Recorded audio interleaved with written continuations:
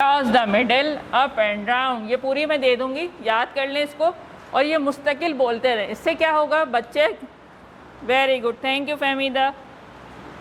इससे क्या होगा, बहुत सारे बच्चों को देखें वो पहले यूं बनाते हैं फिर यूं करते हैं, तो उनकी राइटिंग की स्पीड और दुरुस्त तरीके जो है लिखने का वो कभी भी नहीं आएगा।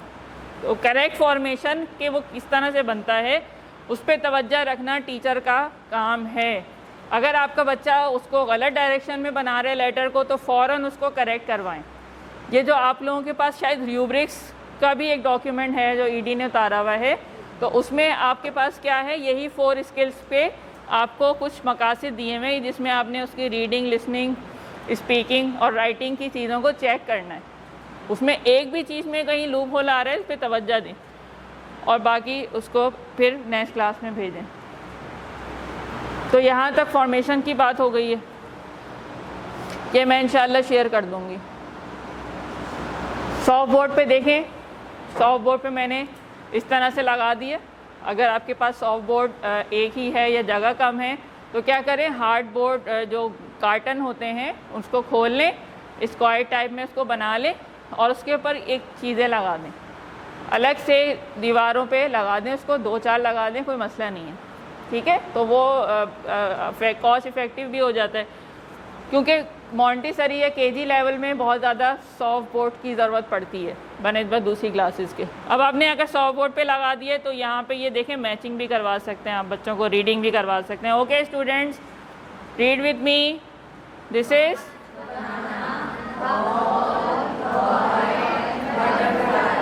अच्छा। अब तस्वीरों के साथ, पहली दफ़ा तो तस्वीरों के साथ वो देख रहा है, अच्छा उसको वर्ड नहीं भी पढ़ना आता होगा ना, वो तस्वीर देख के बता देगा अच्छा बनाना लिखा। तो अब टीचर को भी होशियार होना चाहिए, उसको वो क्या करे, पढ़ाने के बाद उसको चेंज कर ले।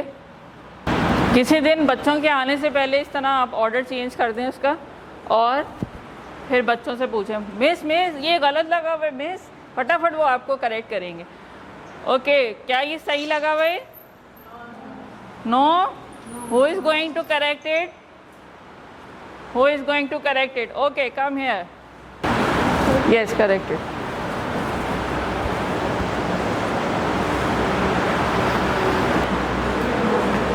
अच्छा, इस तरह से आपने पूरी सारे लेटर्स जितने हैं ए से लेकर सी तक आपने क्या करने, इंट्रोड्यूस करवाने हैं, उसकी राइटिंग करवानी है बुक में। 3 दिन का इन्होंने मुझे कल बताया था। तो पहले दिन जो है वो आप पहले पीरियड में क्या कर रहे होंगे, लेटर इंट्रोड्यूस करवा रहे होंगे थ्रू स्टोरी या फिर रियल ऑब्जेक्ट्स या पिक्चर्स या बोर्ड पे बना लें किसी। Thank you very much. What is your name? Ifza. Clapping for Ifza. तो क्या करना है आपने पहले दिन,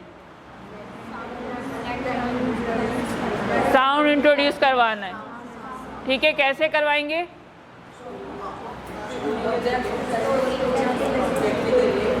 और ऑब्जेक्ट के ज़रिए, पिक्चर्स के ज़रिए, स्टोरी के ज़रिए, राइम के ज़रिए, ठीक है। ये सारे ज़रियों से आपने साउंड्स इंट्रोड्यूस करवा दी और साइट रीडिंग करवाना शुरू कर दी।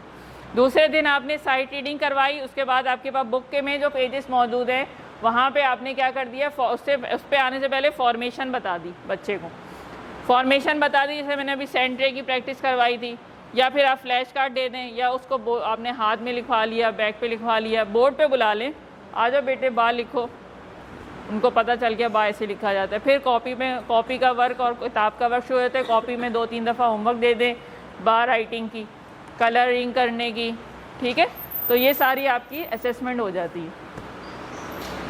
अच्छा, यहाँ पे जो है वो सबकी साउंड है राइम के साथ। जैसे जब आप सारे लेटर्स पढ़ा लेते हैं तो फिर लेटर्स की सीक्वेंसिंग अल्फ़ाबेट में कैसे करवाते हैं? सीक्वेंस का मतलब होता है कि ए के बाद बी आएगा, बी के बाद सी आएगा, कैसे करवाते हैं?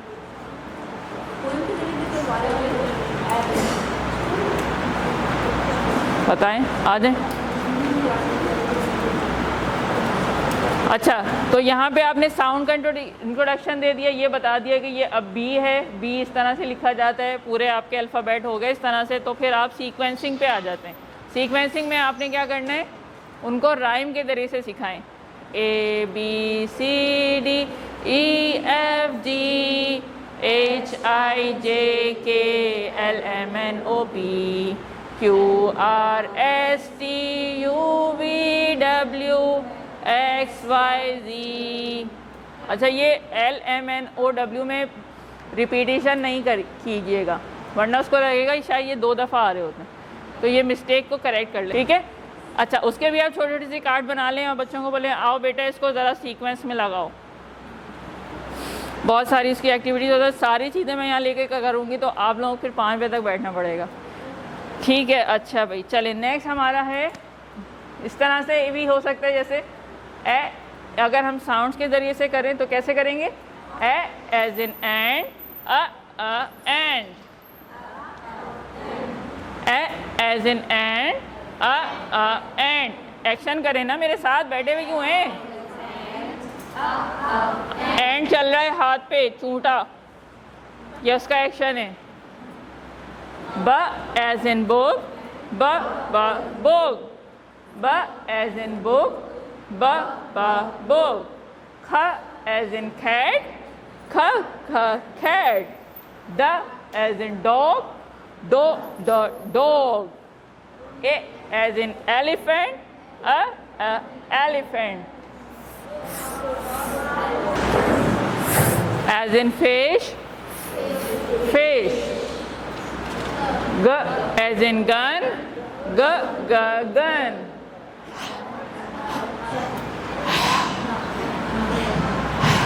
As in house, house. I as in injection, injection.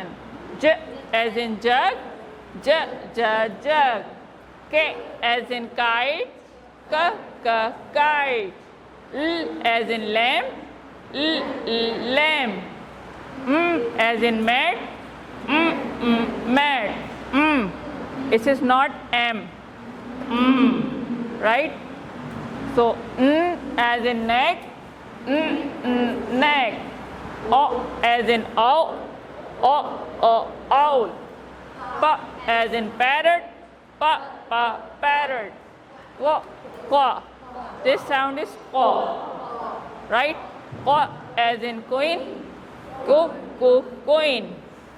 R as in rainbow, rainbow. This is not we are raw, right? Okay. Exactly. This is sounds. As in snake.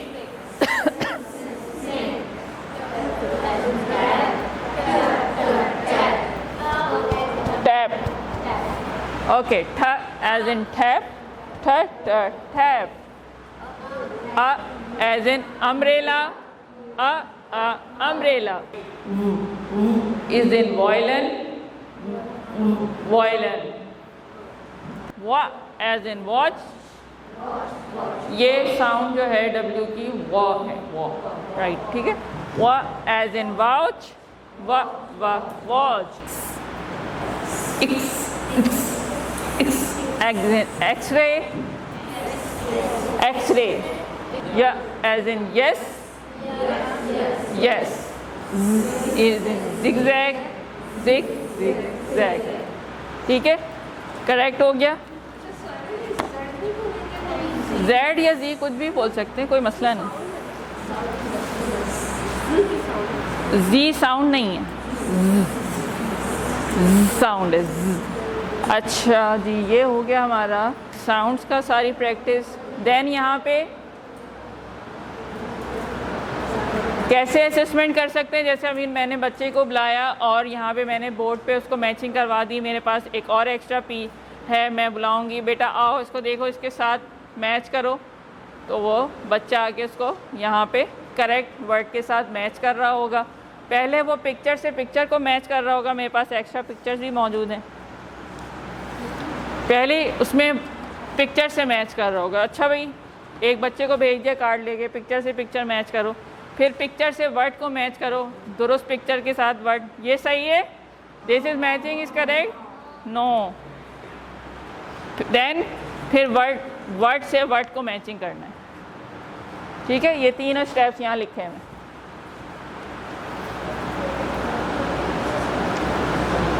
इस तरह से भी बना सकते हैं कार्ड, और छोटे छोटे कार्ड अपने पास रखें लेटर्स के, और बच्चा आके उस पर करेक्ट पिक्चर पे करेक्ट लेटर लिख रहा होगा। इनिशियल साउंड जो है, जैसे खैप था तो खैप पे सी रख दिया। ये इस तरह की आप लोग चीज़ें बना सकते हैं। टूल फाइंड अ वर्ड, आप चाहें तो इस तरह का बना लें और बच्चों को कहें कि करेक्ट डी ढूंढो, इसमें डी का है। बच्चे ने आके डी को सर्कल कर लिया, या एम ढूंढो, कुछ भी इसमें से आप ढूंढवा सकते हैं। ये है एक चीज़। इसमें क्या करेंगे, put the counter on the B, ऐसी कोई चीज़ दे दें, कोई सिक्का दे दें, कुछ बॉटल कैप दे दें, और बच्चे को बोले बी वाली चीज़ों पे रखो इसको, तो जहाँ बॉल है वो वहाँ रखेगा, बास्केट है। अगर वो ये सही काम कर रहा है, इसका मतलब है कि उसको वोकैबलरी आती है। अगर वो ये नहीं कर रहा तो नहीं आती। ये जो आपने रूब्रिक्स फिल करना है ना अपना, उसको देखना है, तो उसके लिए ये चीज़ें बना लें। हर काम सिर्फ कॉपी पे नहीं होता। एक दफ़ा बना लें, ये इस तरह की कोटिंग करवा लें। ये देखें, ये मैंने बनाया हुआ, कोटिंग करवा लें। ये बच्चे को बुलाएं, आओ बेटा यहाँ पे लिखो, कुछ भी करो, उसके बाद उसको इरेज कर दें, मिट जाएगा वो आराम से। फ्लोर एक्टिविटी, ये इस तरह की फ्लोर एक्टिविटी भी कर सकते हैं। जैसे साइड वर्ड्स आपने लिख दिए, इवन सेंटेंस मेकिंग के लिए भी। यू आर बॉय, जैसे इन्होंने यहाँ लिखा यू एम और आर, तो यू के बाद बच्चा कहाँ जंप करना चाहिए, आर पे या एम पे, किस पे, आर पे करना चाहिए। तो उसके बाद दो चॉइसेस दे दिया, वो जंप कर रहा है। इसी तरह से अब आपने साइड वर्ड्स यहाँ पे लिख दिए, आप बोलें बा वाले, उस पर आपने जंप करना है फॉर एग्जांपल। ये फ्लोर पे आप इस तरह की चीज़ें करवा सकते हैं। अभी टाइम बहुत शॉर्ट है, वरना ये सब कुछ हम लोग कर लेते हैं। राइटिंग की बात फॉर्मेशन में आपको बता चुकी हूँ, ठीक है। राइटिंग से पहले जब प्री राइटिंग एक्टिविटीज़ कुछ होती हैं, जिसमें बच्चों से कलर करवा रहे होते हैं, एक्स्ट्रा शीट ऑफ पेपर दे दें, वो उसके ऊपर आड़ी तिरछी लकीरें खींच रहे होते हैं। यहाँ तक कि आपकी बुक में भी जो है उन्होंने कुछ स्क्रिबलिंग्स और स्केचिंग के लिए दी हुई हैं चीज़ें, देख रहे हैं। लेटर राइटिंग से पहले इन्होंने एक एक्स्ट्रा प्रैक्टिस दी हुई है। तो this is pre writing activity, ताकि बच्चे को अंदाज़ा हो कि मुझे पेंसिल किस तरह से घुमानी है। Finger printing, holding things, play with dough, playing in sand, जैसे सैंड ट्रे दिखाई अब मैंने, ये सारी प्री राइटिंग एक्टिविटीज़ हैं जिससे बच्चे की स्मॉल मोटर स्किल्स डेवलप होती है। स्क्रिबलिंग, ट्रेसिंग, बच्चा सबसे पहले ये कर रहा होता है, फिर वो ट्रेसिंग कर रहा होता है, डॉट्स पे लिख रहा होता है, उसके बाद फिर वो फ्री राइटिंग पे आ जाता है। इस सारे काम के दौरान आपने उसकी पेंसिल पकड़ के मदद नहीं करनी है, हाथ पकड़ के नहीं लिखवाना है आप लोगों ने। वो जैसा कर रहा है उसको खुद करने दें, उसको सिर्फ गाइड करें, ये 2 लाइन में लिखा जाएगा, ये 3 लाइन्स में लिखा जाएगा। उसको हाथ पकड़ के आप लोगों ने नहीं करवाना है। फिर जब वो फ्री राइटिंग पे आता है तो वो लेटर्स लिखना शुरू करेगा, फिर वर्ड्स बनाएगा, फिर सेंटेंसेस बनाएगा। तो ये राइटिंग की डिफरेंट स्टेजेस हैं।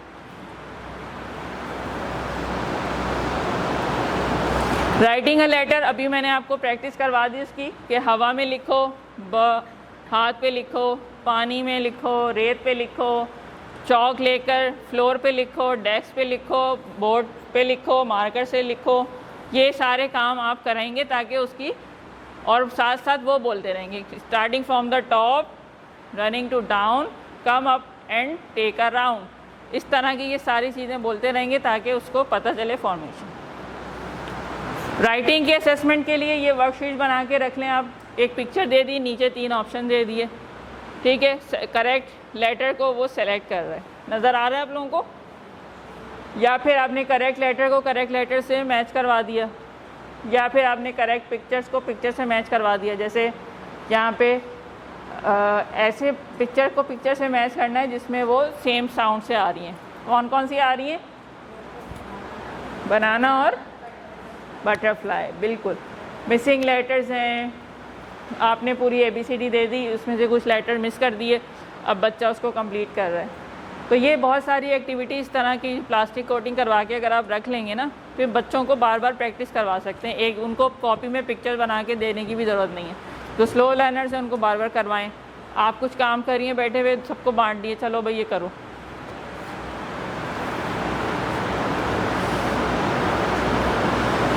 अच्छा भाई, तो अब तक आपके बच्चे ने सारे अल्फ़ाबेट की साउंड सीख ली, उसकी वोकेबलरी सीख ली, उसकी वोकेबलरी को साइड रीडिंग से पढ़ लिया, ठीक है, कर लिया, राइटिंग कर ली सबकी, कॉपी में उसकी असेसमेंट आपने करवा दिए।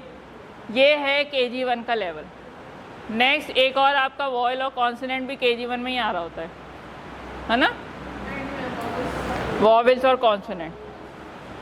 पूरी आपने सीक्वेंसिंग करवा दी है A से लेकर Z तक की, करवाई है नहीं करवाई है, सब करवाया है। अच्छा जी, अब एक काम करें, आप लोग ना अपने फिंगर्स पे यहाँ से लिख के इधर लिख लें,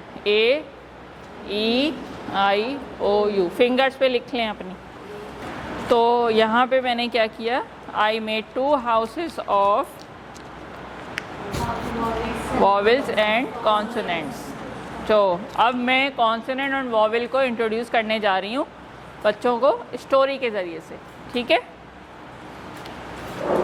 okay students, how many of you want to listen a story? How many of you? All of you? Okay, so I have very interesting story for you, story of vowels. Do you know who are vowels? Okay, so once upon a time there were 26 siblings. How many siblings? 26. What are siblings? 26. Siblings क्या होते हैं? Good. So once upon a time there were 26 siblings. Out of 26 siblings, 5 siblings living with their grandmother in a house. The rest 21 siblings live with their mother. Okay? So, those siblings that live in a separately with their grandmother house are called as vowels. What are they? A, E, I, O, U. What are they? A, E, I, O, U. They are called as vowels. What are they called as? Vowels. Okay, so say hello to vowels. Say hello. Vowels of the alphabet, I know them all by name. A, E, alphabet, I know them all by name. A, E, I, O, U. A, E, I, O, U. A, E, I, O, U. I know them all by name. Very good. Thank you so much. So this is the introduction of vowels. अब उनके हाथों पे जब आप लिख देंगी, बच्चों के हाथों पे लिख दें, वो बड़ा अच्छा लगता है। और कॉपी में भी हम क्या करते हैं, हैंड बनाते हैं और उस पर वॉवेल्स लिखवा देते हैं। रियल में भी बना दें तो दे विल रिमेंबर के how many letters and what letters are vowel. तो वॉवेल का और कॉन्सोनेंट का इंट्रोडक्शन कर लिया। नेक्स्ट है अब हमारे पास grass, root, sky, grass and root letters. इसको भी हम स्टोरी के ज़रिए से इंट्रोड्यूस करवाएंगे। अच्छा, स्टोरी समझ में आ गई ना? इंग्लिश में कोई मुश्किल तो नहीं हुई है आप लोगों को? कोशिश करें, मैं ये सारी स्टोरीज़ भी शेयर कर दूंगी, तो आप लोगों ने कोशिश करनी है कि इंग्लिश में ही स्टोरी सुनाएं, उसको उर्दू में ना ट्रांसलेट करें। कोई मसला नहीं होगा, एक दफ़ा नहीं समझ में आएगा, आपके एक्सप्रेशन से उसको कुछ ना कुछ समझ में आ ही जाएगा। एक दफ़ा नहीं आएगा, दोबारा आ जाएगा, 6 बार आ जाएगा। Okay students, so I have very interesting story for you. How many do you want to listen? How many want to listen to my story? Okay, all of you. So, once upon a time, there were, same story है, ठीक है? Once upon a time, there were 26 siblings living in a alphabet house. How many of they are? 26 siblings living in where? Alphabet house. One stormy night when they were sleeping, a bear came. Hoo-ha, hoo-ha, hoo-ha. Who came? Who came? A bear. And he said, hoo-ha, hoo-ha, hoo-ha. Then what happened? Those siblings get scared and ran away. So some of the letters or the siblings who have long necks hide in the sky. Where they hide? In the sky. How many of they are? 7. So 7 siblings who hide in the sky are L, K, I, T, H, B. यहाँ पे ये थोड़ी सी mistake हो गई है, L नहीं है F है.